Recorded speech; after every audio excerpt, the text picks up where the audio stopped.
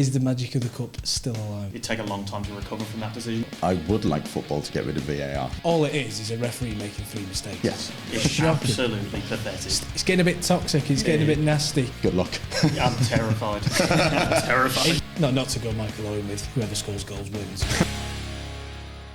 Welcome back to the Sportsman Untitled. I'm your host, Stephen Allen, filling in for a fallen soldier on the battlefields of Wembley Way, Simon Lilyberry, who's just recovering from his rough ride of a Sunday as a Coventry City fan. You've got to feel for him.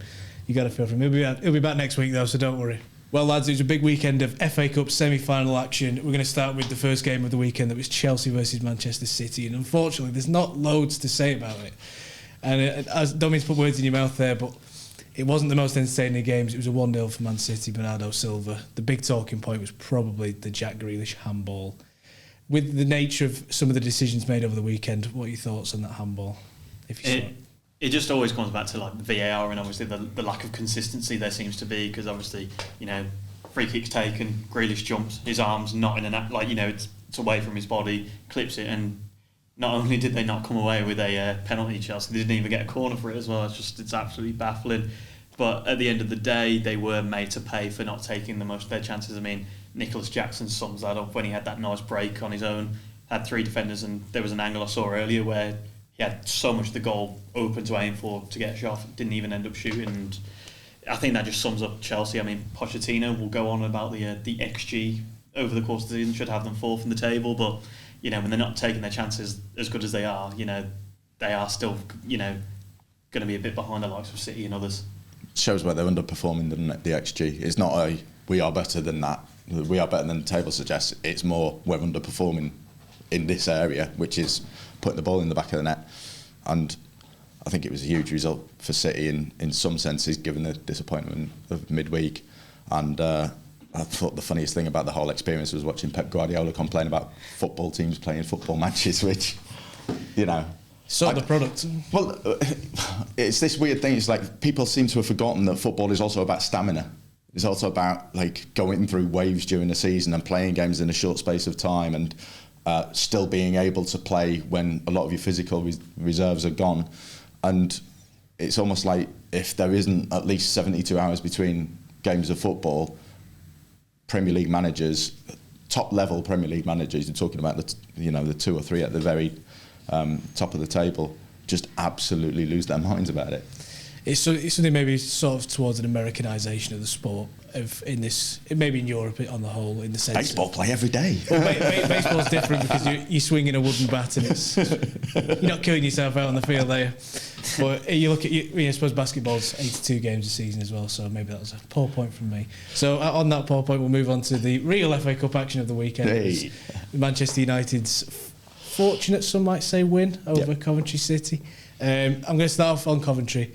Were they wrong to prioritise possibly reaching an FA Cup final, or are we all in agreement that it's probably the best thing that they did? The playoffs are in jeopardy for them, but it's fine when you're in an FA Cup situation. I think it applies to everyone, no matter what division you're in. The whole reason people play football is to win stuff, win trophies.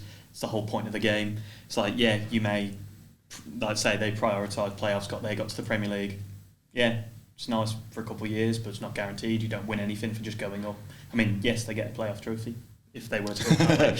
But, it's not a major, and obviously if you're in the Premier League, you're not guaranteed to challenge for trophies there. Like if they go for that FA Cup and they were to win it, 25% chance, as we was discussing earlier, that's so much better on your CV. And obviously I think Mark Roberts and his players did absolutely really well to prioritise that, because chances like that don't come around that often.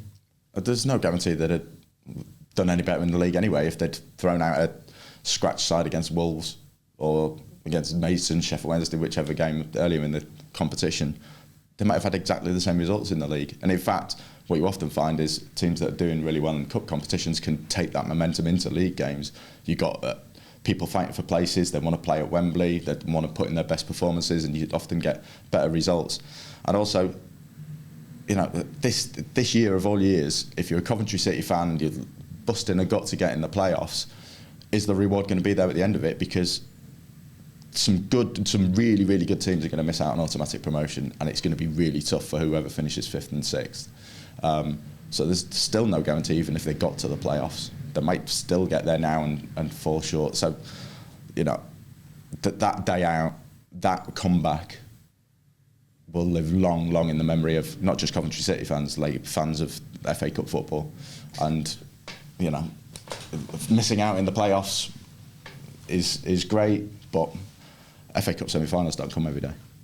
I don't have my allegiances when it comes to who I support. Who do you support? Yeah, absolutely. As a Man United fan, it was obviously tough viewing, just watching a team that is awful. But there was a sense throughout the game that it's good for the sport to see these sort of contests, especially with Coventry coming back.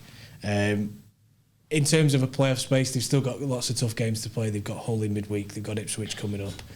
It's something you expect Mark Robins to be involved in. The more he ages into his career, and it's just fantastic to watch. Watching at home, basically. Yeah, I stuck it on. I'd been at a game earlier in the day. We'll get to that. But I stuck it on. It's like the fascination of Coventry coming from behind and giving it a really good fight. Even at 3-2, you felt that something was kind of really on the verge of happening. Even if they'd fallen short at 3-2, it'd have been a great story. But the fact that they took it to extra time, arguably got the winner, and then just miss out. It's still a cracking story, even though they didn't get over the line in the end. Yeah. Is the magic of the cup still alive then? Despite accusations over the last few years. The FA have killed it. The FA have killed it. We'll get onto that very shortly. So obviously, looking at the game itself before we go on to the other madness that the FA have been doing that last week. VAR is the big talking point. Obviously, not something that Coventry have to contend with in the league week in, week out. It's a rough ride, isn't it? You score what would be the winner and you drag back by half an inch because of it is offside. People are getting involved now. It's getting a bit silly online. People are just sort of obviously the way it is at the moment. That's the law. That's the way it has to be enforced. But when it's like a toenail, as everyone is describing it, you know, especially as well when you look at the still image. Wan-Bissaka's like running towards goal, like, you know, he's got momentum in the sprint. Had you right on his back foot, where's his advantage in that scenario? It's a cruel blow, and I think, you know, if I was a Coventry fan, like I don't think it'd take a long time to recover from that decision, because especially as Kris has already described about the fight back from 3-0 down, they then took control of that game and they had fully merited that goal, even though it was disallowed. And it was just, it was terrible, really, that it was disallowed given the circumstances. And the one thing that annoys me the most about VAR in the FA Cup is obviously it's not involved in every game, because obviously it's Premier League stadiums and higher, and obviously when you don't have consistency there, I think, you know, it's kind of disregards it as a concept, really. Would you prefer the FA Cup to maybe go down a route of having no VAR and that being perhaps the magic being reinstated back into the Cup? I would like football to get rid of VAR in its entirety. But you're not going to get rid of it out of the multi-billion-dollar franchise of the Premier League. It's not what it was supposed to be. It was never about Hadji Wright's toenail. No. Or his short string hanging but out in front of him. Objective as well. But the whole point of it was get rid of the howlers. That wasn't a howler. It took a replay and drawing lines to even be certain. Like, if it gets that granular, what's the point? And you've got 80,000 fans in the stadium who can't see what's going on, completely butchering the match day experience. The key decision in that game, there were 80,000 people in that stadium who weren't party to what was going on. What are we actually doing to the match day experience? We're killing it. Not just because, you know, it would have been the comeback of all comebacks and probably one of the greatest FA Cup stories ever if Coventry had pulled it off. Even if it had been a Man United goal in the last minute, and then, you know, whatever happened in penalties afterwards, you still fundamentally changed the football match over that much, which nobody ever complained about in the past. It was the howlers that we were complaining about. And in terms of the FA Cup, the imbalance is right. Like, you just can't really have a competition where there's that imbalance. We're rugby league fans, we know about this. We do. But you can't have that imbalance present within one round, let alone, you know, different stages of the competition. Definitely have it out of the FA Cup. And if it was shown that actually it was a zero sum or a positive experience to take it out, then maybe it starts to filter into other areas of the game where VAR's really unnecessary most of the time. Do you think it would be a more palatable incident to take if you're a Coventry fan if, say, the semi-automated offsides were used? Because that's quite a quick process. You do see it on the screen. It shows you what part is offside. It's still obviously wounding when you literally see the weird line and someone morphing through it and it's just the toe. That would be annoying, but you can see it and it's accurate to the second. Because it was quite a long wait between. I don't know how long it was specifically between the goal going in and then them being told it didn't count. But we had enough time to watch 5 replays, Lee Dixon to spout something. A lot of United fans had left as well. Most United fans are halfway down Wembley Way, and then they had to all run back because they changed it minutes later. Do you think maybe it would have been a bit more palatable with newer technology? I still think you're just better off without it. Yeah. Like, especially, that imbalance. You don't have it earlier in the competition. You don't have it if that game had been played at Highfield Road, I was going to say, at the CBS, there wouldn't have been VAR. If it was played at Old Trafford, there would have been.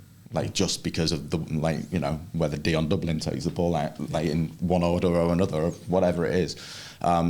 It seems pretty bizarre, kind of basing potentially results on luck. Yeah. I'll come to you for this one, Conor. This is another slightly biased take. Is that comeback less sweeter if it's not Manchester United? That's my thought. Because it seemed to be a lot of people let that hatred and anger fuel them. It's a Championship side in the semi-final. I think it doesn't matter. It could have been any Premier League team. Do you think maybe Big Six? If it was a Big Six club, Big Six, that's when it comes. Like David versus Goliath, that kind of thing. But I think it's just the fact that United is still in that sort of unconvincing period, and obviously while they did let slip the 3-0 lead, it wasn't the most surprising thing because obviously it's kind of been the story of the Ten Hag era really in the last couple of years. But yeah, obviously United fans will think, it's just because it's us. But if they'd done that against Chelsea, Arsenal, even City, if someone was to ever do that, brilliant. They'd still be saying what a great comeback story it was, regardless of the opposition. I think it's just a bit more, humorous that it's United, given obviously their sort of struggles themselves on the pitch. But I don't think it's a United story. I think it's a Coventry story. People are forgetting what they did in the quarterfinals, the comeback win against Wolves. So, it's been a fantastic run that they've had. They accounted for the fantastic run that everyone was talking about before that, beating Maidstone, because Maidstone had done so well, and Coventry had taken on that mantle, and but for a dubious decision, they're in the FA Cup final, which would have been amazing. And I don't think that it's that big a deal that it was Manchester United. That's it. A lot of it's been billed online. It's very difficult to. I've been reading a lot of comments underneath some maybe famous people's takes on it. So it's sort of looking at the two camps that have emerged. Some people possibly going down a route that we've seen that Forest have used earlier in the day, of saying that the world is corrupt, the Premier League's corrupt, the FA's corrupt. Corruption in football is a bold topic to get into, because what Forest are basically accusing the Premier League and PGMOL of is that there is a Luton fan that would like Luton to stay in the Premier League, therefore has hampered Nottingham Forest's chances by rejecting 3 penalties. All it is a referee making 3 mistakes, yes. isn't it? Yeah. That's all it is. Yeah. It's just, football's got so partisan, even, TV pundits, there's absolutely no doubt these days who they back, and they openly do it. That never used to be, grumpy old man alert, that never used to be the case. Football is so partisan that you can't just have a referee making a mistake. It's a referee having something against your club. And I just don't think that exists for the most part, now that Mark Clattenburg's out of the game. Ooh, cutting, as he was to his own colleagues, I suppose. So, yeah. Obviously, you've been a victim of quite a few losses this season as a Birmingham City fan. Do you feel like the world's against you sometimes? I feel there have been certain decisions that go against us, but who hasn't? Because that's just officiating in English football as a whole. It needs to be better, but it isn't one person saying, "Oh yeah, I'm doing this because I hate your club." And obviously, the statement that Forest put out on social media yesterday was absolutely pathetic.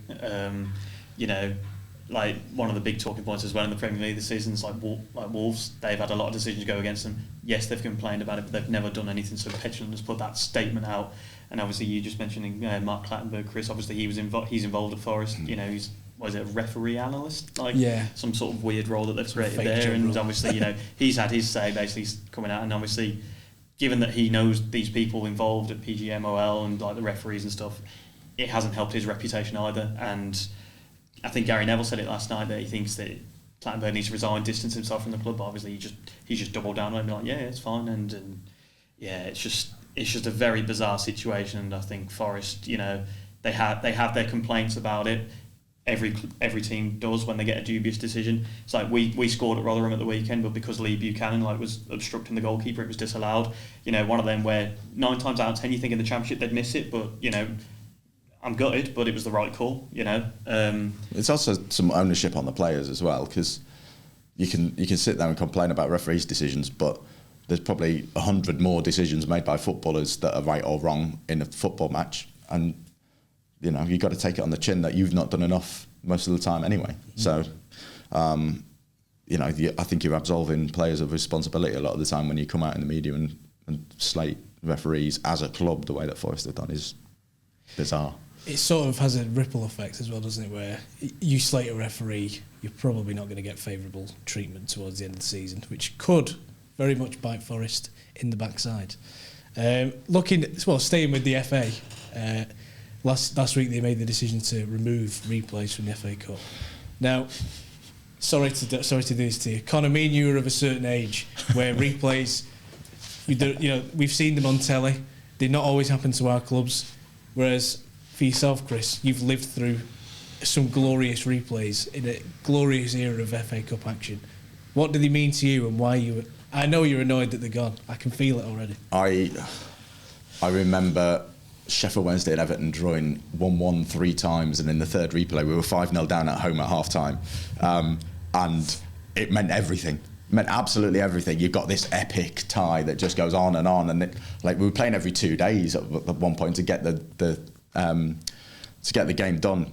Playing beyond the 4th round, I think, still in the 3rd round replay marathon, and it's like I was saying about stamina. It used to be an accepted part of the game that it was going to be tested, and you play until you've got a result. And I absolutely love that. You kind of get the idea of going to penalties after a replay.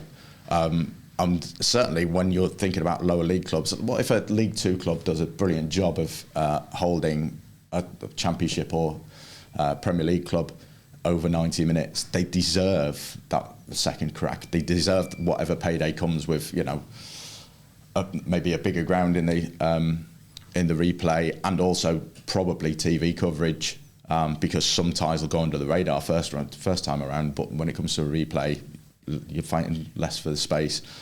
That can have an absolutely massive impact on a smaller club, and they're just ripping that away. Oh yeah, we're going to put more money in funds to grassroots and EFL. That doesn't cut it, because by the time it's spread out, you're talking about hundreds of thousands rather than potential millions from one replay, which is deserved on the back of a result. I just don't get it. Well, I do get it. I know why it's there. It's because the big clubs and Pep Guardiola doesn't want his poor cherubs playing football too often. It's a nonsense. Conor, any thoughts on the I do think that Guardiola did sort of have a case of saying about City playing on the Saturday. They probably should have been playing on the Sunday instead. But obviously, sometimes that's football. You just got to get on with it. But when you can't really complain about there being too many fixtures, especially if there are FA Cup replays, when you have hundreds of £1 million worth of players just on your bench. It's like Jack Grealish hasn't really had much of a look in this season. He's been starting in recent weeks, but most of the season been on the bench. £100 million player on his own. And as Kris has already summed up brilliantly, the revenue from those games just the feel good of we could be going to this ground, which say for a non-league club never been to in our lives. That's what the FA Cup is supposed to be about, and obviously it is being ripped away by those in the elite who just think about it kind of just hinders our chances of winning something else in Europe or whatever, and it's sad to see, really. Too many decisions these days are made in the corridors of power with the kind of thought in the back of the mind, what does this do for Man City, Liverpool, Man United, rather than what does this do for Maidstone? It's sort of it's almost like they're afraid of a potential uprising like we saw within lockdown football of this European Super League, etc. It's also like it's almost like how do we impress the money makers? Yeah, it's the same reason the Champions League is, from next season, is following the format that the Super League was basically proposing. So the big teams aren't moaning about all the games in the Champions League. They don't want to lose their cash cows. That's it. Is it two more? Is it 2 more games into Champions League next year? Group stage. Yeah, it's going into February or something. It's something silly. That's going to be strange. Group games in January. This feature is going to be called Winners and Losers. We're going to take a look at a few of the teams in the Championship this weekend and a few teams from below the Championship who've got some things to say, really, because some interesting stories going around. We're going to start with the promotion winners so far. Obviously, League Two, it's been settled. We've got Stockport, we've got Wrexham, we've got Mansfield. Those 3 teams will be in League One next season. Interesting stories to each of them. Obviously, Wrexham have got the story you can watch on Disney Plus. Stockport have the story you can watch at Edgeley Park. And Mansfield, I forgot what their stadium's called. Field Mill. Thank you very much, everyone. But obviously, looking into League One, it's going to be a tough league next season, isn't it, Conor? Yeah. You'll enjoy it when it comes. And obviously Pompey finally getting back to the Championship after, is it 12 years away? It's such a good story. Obviously everyone loves Fratton Park. John Massinho seems to be loved by the town. Yeah, the best thing to come out of that as well was that drone footage, wasn't it? With the pitch invasion. Absolutely brilliant. It shows what it means. Like, now everyone does a pitch invasion these days when they get promoted, but it's special there, isn't it? Yeah, it kind of is, and it's one of those. It's a cliche, but it's a like tight ground, like difficult environment kind of thing, and they've just not harnessed that at all. And like in recent years, and like even like was it last year, a couple of seasons ago, when there was a massive tussle for the playoffs, you'd expect Pompey to be a part of it, and they just completely fell away. And yeah, it's great to see like a decent club like Pompey actually get it right this time. It'd be exciting for the Championship as well. Another big absolutely. Moving on to Birmingham City. Obviously, we have just touched on them potentially being a League One team very soon. 0-0 with Rotherham. One of the worst teams in Championship history statistically. What's going on, Conor? And failed to score against them home or away. It's absolutely pathetic. That takes some doing. It's absolutely pathetic. Steve Evans' sombrero psyching you out. I think if Liam Richardson was there, I think it would have been a different game. But at the same time, Gary Rowett seemed to basically go there for a point when it should have been the free hit for the last few games. Koji Miyoshi obviously missing a great chance in injury time. Jay Stansfield having one that we talked about earlier ruled out for an offside and interference. But yeah, it's just after such a great win over Coventry last week, it's just taken the mood right back down.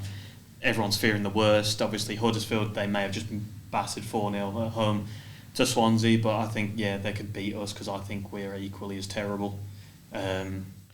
Just a lot of shirkers in this squad don't seem to take responsibility. Like obviously Rooney touched on it, he was a terrible manager, but he was calling out the players, and I think it just kind of just shows how great a job John Eustace was doing, that he got them doing all right, because the way they've capitulated since his exit is just absolutely pathetic. And I really do think that we will be a League One team next year, which at the start of the season I thought no chance. I thought we'd been comfortable mid-table. I love Conor's self-preservation. It's typical of the Championship relegation battle this year, isn't it? That one week it looks absolutely undoable to stay up. The next week, a couple of results go your way. You've won a game, and it's all sunshine and roses again. If Birmingham beat Huddersfield on Saturday, which is eminently possible, they could be above Wednesday. They could be above Plymouth. They could be the level with Blackburn, probably above them.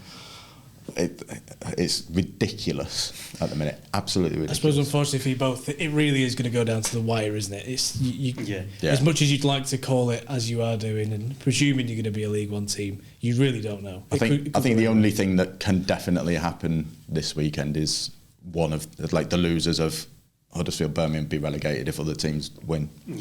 Because Wednesday can't be safe no matter the result. It's all out there on game 46, as it should be. As it should be, glorious. Moving on next, we've got a bit of Huddersfield. Obviously, that's a tough place to go.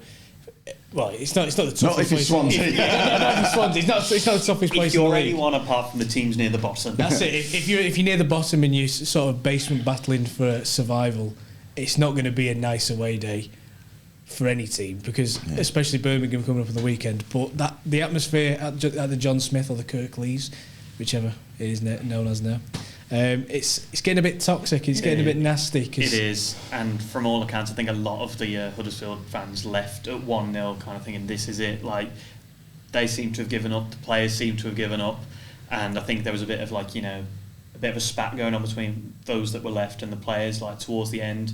I think when it came to either like the kick-off, either at 3 or 4-0, I think like they just took it and just booted it away, just like, it's done, get it over with. And obviously the atmosphere there on Saturday, I mean, it's a huge game, but I think both teams are going in there not expecting anything, because they just know how unpredictable and unthreatening both teams can be. But so there's a lot of worry there for both teams, obviously, but you think home advantage could play a massive part here if Huddersfield pack it out, which they should.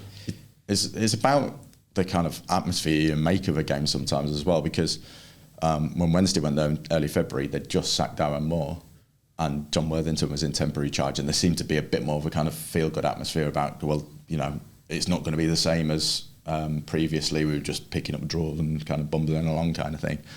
And as soon as they scored the first goal, Wednesday fell apart and it ended up 4-0, similar to what Huddersfield did this weekend. So it really could be 4-0 either way. It could be a tense 0-0. Like, it could be absolutely anything, depending on partly if the Town fans get there and get behind them and rally something within their side.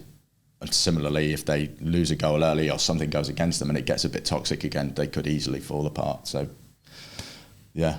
Good luck. I'm terrified. I'm terrified. Do you not feel a little bit better seeing Swansea? Because Swansea are quite an ordinary team this season. They're not great. They're not bad.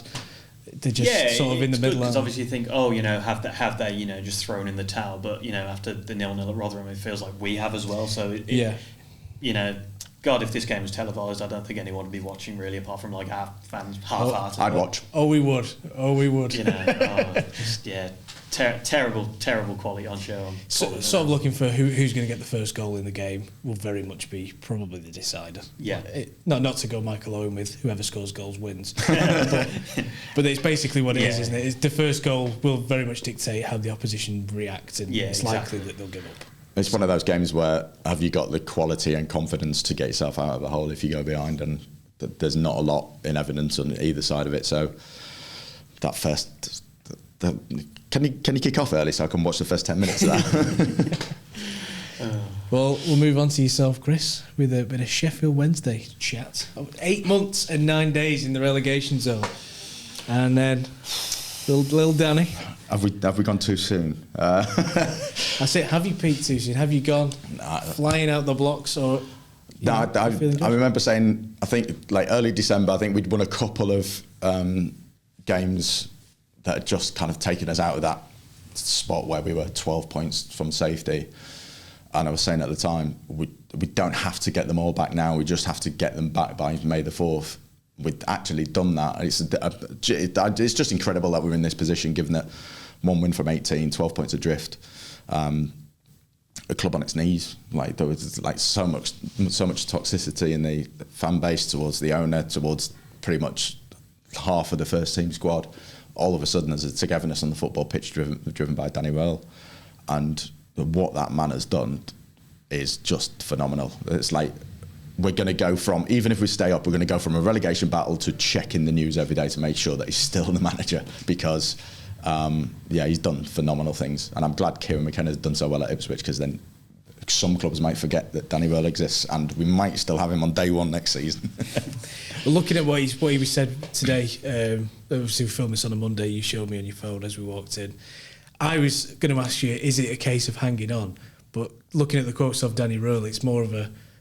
He refers to them as the hunters. Yeah, we're still the hunters. It's like the job isn't done. We're not suddenly being chased by Birmingham and Huddersfield. It's a case of we've got to still have that mentality of we want the next place, we want to be above Plymouth, we want to be above Blackburn, and just keep going, because that's the way.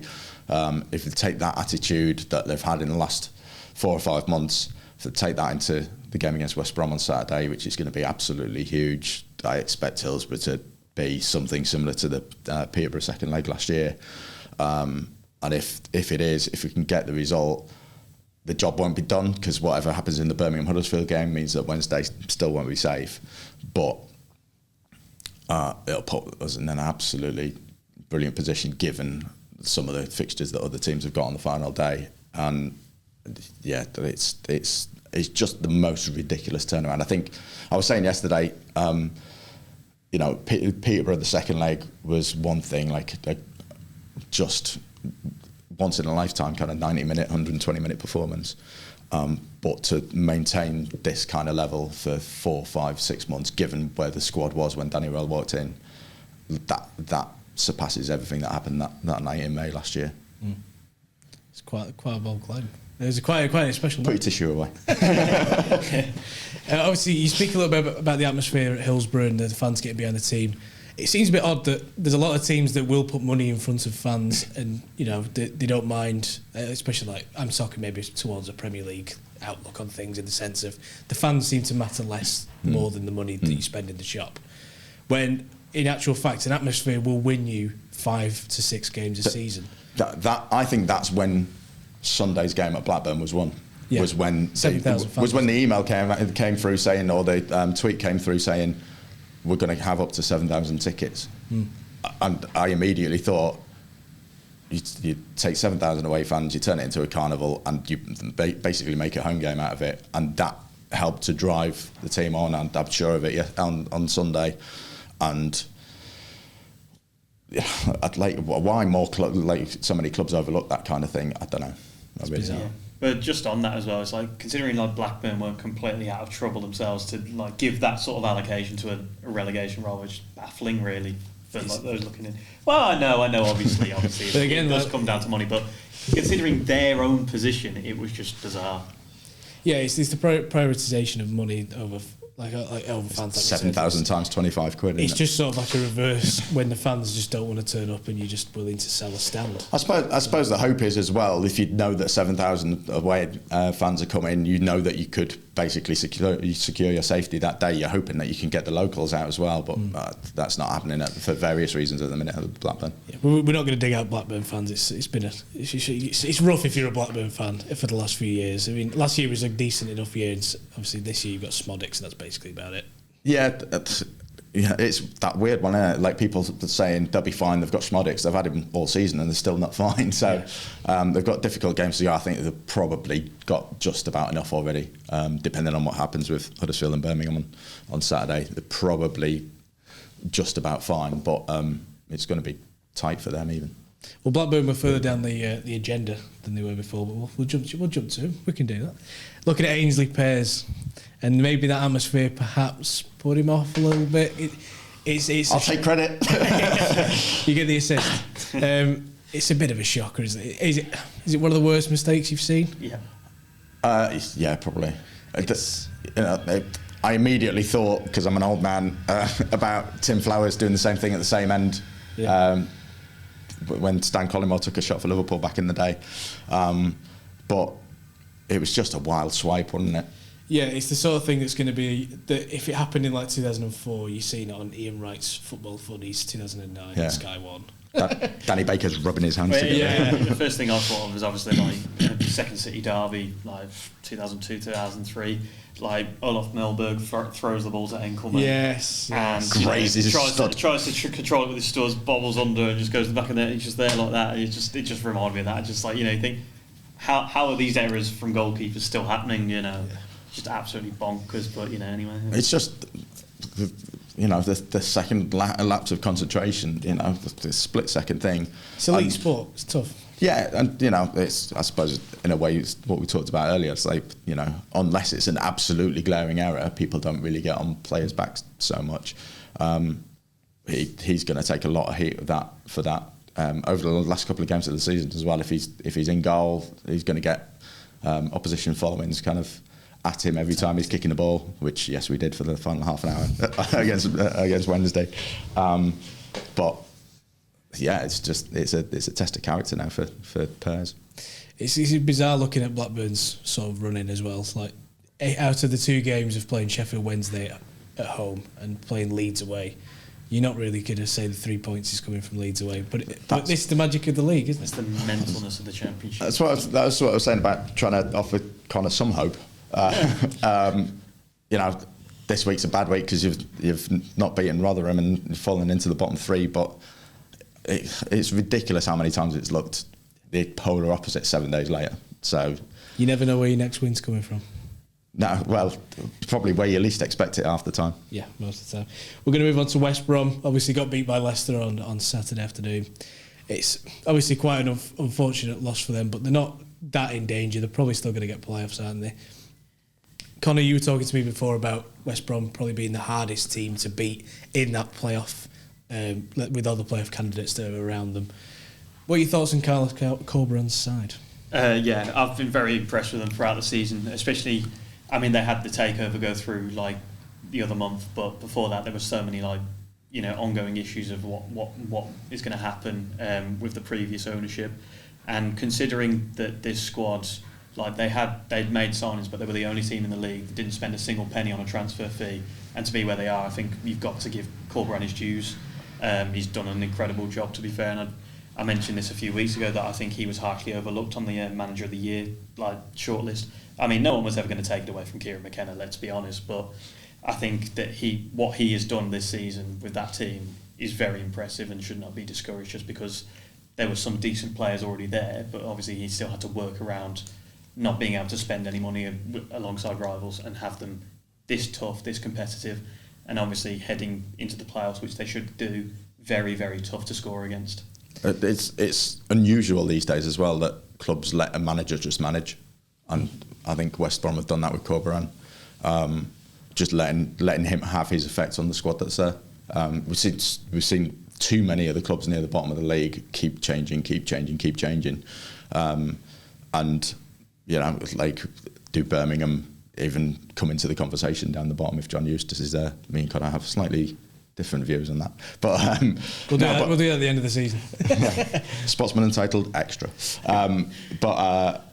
it's like too many teams in the Championship this season have gone into panic mode as soon as a few results have gone against them, and there's probably been a couple of kind of pinch points in the season where people have started to doubt what West Brom are doing, but they've really kind of backed him the last couple of years, and he's done a fantastic job, and they'll be in the playoffs. They'll be difficult to beat. I don't know whether they'll get through them, but they're not going to make it easy. I mean, over large parts of the game of the weekend, they were better than Leicester. Had Mikey Johnston taken a couple of his early chances in the first half, I think completely different story game. I think given how Leicester's run has been recently with their own sort of mentality and character, I think they'd have not capitulated, but I think they would have found it very hard to recover on if West Brom had taken the lead there. Mikey Johnston's a great player. He's really good player. Really good going running. Yeah, Celtic could have done with him this year. Well, one team that they might be facing in the playoffs, Southampton. They're a weird team to suss out. Obviously, Russell Martin, he's known for playing quite a nice brand of football, but it's just things aren't really working out from the South Coast. The lost 2-1 to Cardiff. Sorry, I just had to check my notes there. I was on here a week ago, we were talking about Southampton and their games in hand, saying out of all the teams, they did watch the most exciting style of football, but obviously it wasn't always the most. It wasn't the one that always delivered compared to Leeds and Leicester. And I thought with their games in hand, they had a real shot at the title, and obviously the weekend now just completely just evaporated that dream. And it just kind of sums up that in key moments when they kind of needed the results more, they've faltered. Cardiff had nothing to play for. They were just playing for pride. They're not going down. They're not going to go in the playoffs. It was realistically a free hit for Southampton this weekend, and they've just let it slip. And once again, I think they had a barrel of chances in the first half, didn't take them. Che Adams, I think, was guilty for a couple, and they've come back again now, thinking, the momentum was with us, and now it's gone again. And at this stage of the season, you really cannot afford to let those slip ups happen, especially as it looks like you're gearing up for a playoff campaign with the likes of West Brom, who we talked about, is solid. For those sorts of competitions. They're the team to watch though, aren't they? When you look at their running, if you haven't got an affiliation now and you want to watch the Championship, you're watching Southampton, because they've got Leicester and Leeds still to play, and then they're going to be in the playoffs probably. There's all sorts still to happen in their season, and they got 3 games left plus playoffs. like that's just a beautiful little kind of section of the season that's going to be absolutely fascinating. It's got to be exciting if you're a fan as well. Like those big games are what it's all about. Filling up, I was going to say the Dell then. Stop with the Dell for you. How have the Dell and Highfield Road got a mention? Oh, Jesus, having a nightmare. But to fill St Mary's, get it back to the rafters and just go at teams, attack teams. It's going to be great for you. So we're going to move on to Ipswich Town. Obviously, haven't really won or lost this weekend because they didn't play. They're supposed to play Coventry, and therefore got an earned week off in the middle of a title race. But the question is that a good thing? Because momentum is such a massive part of football. You mentioned before with FA teams that do well in the FA Cup, perhaps that momentum helps them in the league. Are Ipswich perhaps going to be maybe starting slow next weekend, or do you think the week off is going to be helpful? Because you got players who are injured coming back and stuff. I think it's great. Yeah. I don't think their form was so faultless that it's like you've stopped a juggernaut in its tracks. A few draws towards the end of it. Yeah, exactly. Was it the 0-0 draw with Watford that was most recent? Yeah. So I think McKenna's going to use that opportunity. We've spoken on Untitled before about like the international breaks and the kind of reset button that you get sometimes just to tweak a few things, and I think this is a perfect opportunity for Ipswich to just kind of get players back to 100% fit or close enough for this little kind of 3-game run-in, because probably looking at other fixtures, if they win 2 of those, then that might be enough for automatic promotion. It seems a lot, especially like you said with Southampton getting involved with the teams around them. It makes it difficult. But again, Ipswich have got a few difficult games. They've got to play Coventry as their game in hand. They've got to play Hull. 2 difficult teams that are going to be pushing for playoffs. Is Coventry season done now, though? If Coventry and Hull draw in midweek, they might both be pretty much out of the playoffs, I think.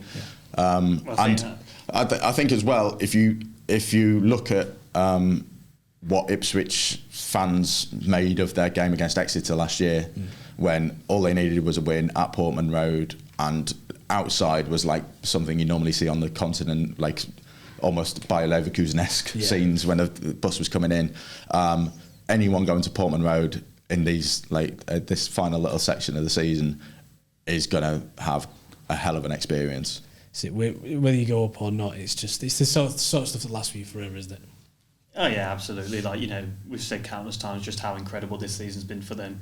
There have been people who've been like, oh, but Ipswich have spent their money, but when they're still when they're still competing with like the parachute payment clubs, and they're still they're up there and they've maintained it throughout the season, you cannot take that away from them.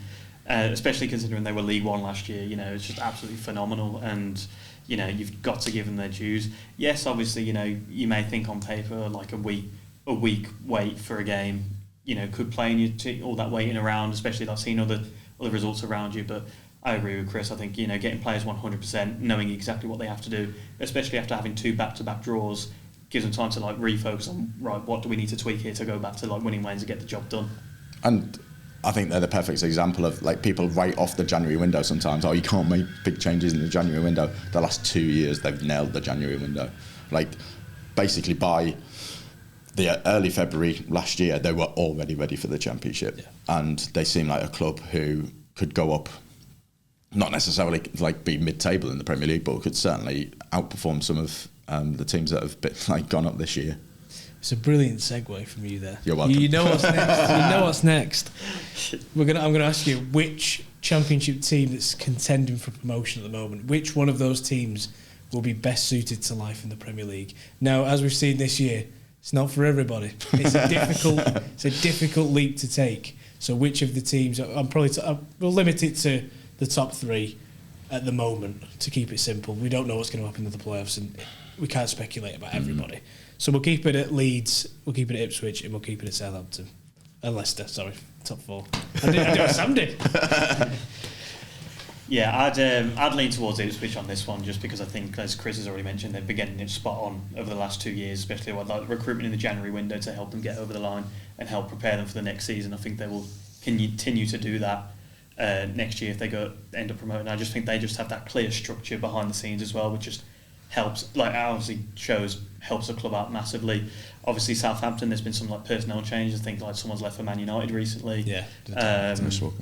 And then obviously Leicester, they've just obviously got all these financial sort of charges coming their way as well, which I think could also hinder them, whether or not they're in the Premier League Championship. Remains to be seen. They should go off from this position, but I think like that could affect them. And Leeds, I don't know, like we've seen it before. It's like they go up, maybe have one good year, and then you see signs quickly start to. Well, that was Bielsa as well. So this time it's a whole new journey. But yeah, no, I think Ipswich are like they've got the setup right on the pitch and off it to get them right next season. I think Leeds, as much as Farke's got the kind of Midas touch in the Championship, he's not done very well in the Premier League before, has he? So proven not to. I think he might be short-lived, and a lot depends. Like if they went up and they had a slow start, he'd inevitably get the bullet, and then a lot depends on what they do after that. So it's hard to really say with Leeds.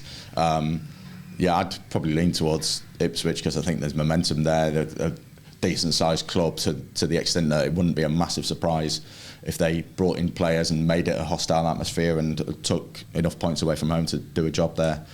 Leicester, I quite like the look of, but then there's that uncertainty over Enzo Maresca. You rightly pointed out to me before recording that. Will he have the company effect? Is he going to get company? Yeah. That's the thing. And if Saints make it up, I think they should be okay in the Premier League. So I think there's a bit more hope for teams coming up this time around than there was last time. Yeah. Do you think maybe Ipswich is sort of a bit of a Luton with money sort of scenario where I would say obviously ground-wise they're very different, different statures of the clubs, but I think they're much bigger than that. It was an anomaly that they were in League One for 4 years. Yes, they've spent 20 odd years now outside of the Premier League, but this is like a big club. Obviously exploits in Europe in the past.